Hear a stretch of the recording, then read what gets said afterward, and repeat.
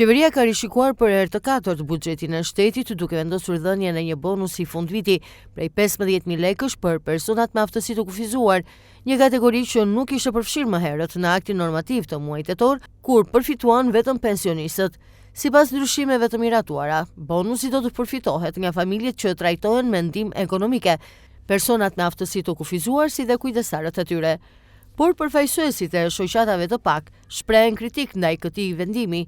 Kreu i shoqatës së para dhe tetraplegjikëve në Vlorë, Hysen Muhameti, thotë se ky bonus ka qenë diçka që kjo kategori e ka pritur prej kohësh, por sipas tij përfituesit janë vënë në dieni vetëm përmes mediave dhe ende nuk e kanë marrë realisht këtë ndihmë financiare.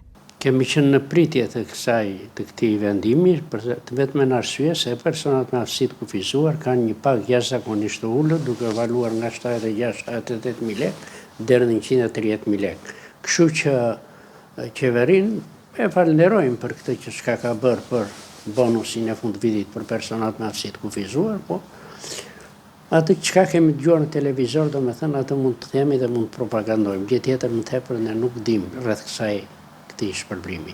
Kjo nuk është një ndihmë reale, me thënë të drejtën, sepse 15.000 lekë të reja nuk kanë që të ndikojnë në një person që gjatë gjithë vitit ai mund të marrë 76.000 lekë apo 100.000 lekë apo 130.000 lekë. Kuptohet standardi i jetesës si është sot me atë çka u ofrohet. Absolutisht jo, me 150.000 lekë të vjetra mund të bëj diçka, sepse personi me 70.000 lekë duke marrë 150 i duket diçka më shumë, kuptohet, po vetë tregu që është sot, vetë cilësia e jetës dhe këto gjëra janë të pamjaftueshme. Ne në vazhdimësi e kemi kërkuar dhe vazhdojmë të kërkojmë që niveli i pagesës për personat me aftësi të kufizuar duhet jetë shumë herë më i lartë.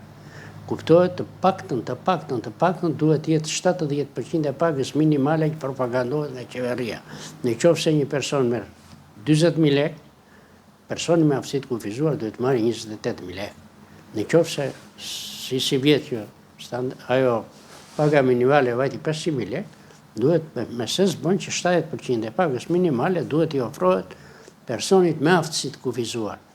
Dhe ashtu edhe kujdestarëve të personave që u shërbejnë, sepse një kujdestar me 130.000 lekë të vjetra nuk vinte të shërbej për 6 orë apo 8 orë që mund të punoj tek një person me aftësi të kufizuar.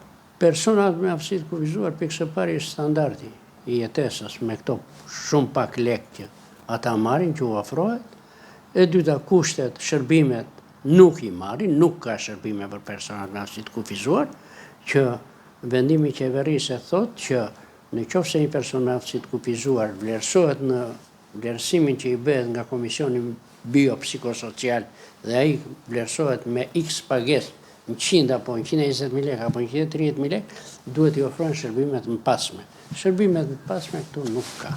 Po gjithmonë me shpresa kemi ecur dhe vazhdojmë të ecim, po faktikisht situata për personat me aftësi të kufizuar është në nivelet minimale.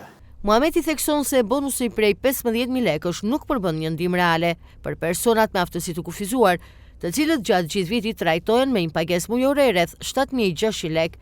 Sipas tij, kjo shumë nuk mjafton për të përballuar nevojat më bazike, ndërsa kërkojnë që niveli i pagesës për këtë kategori të jetë të paktën 70% e pagës minimale në vend.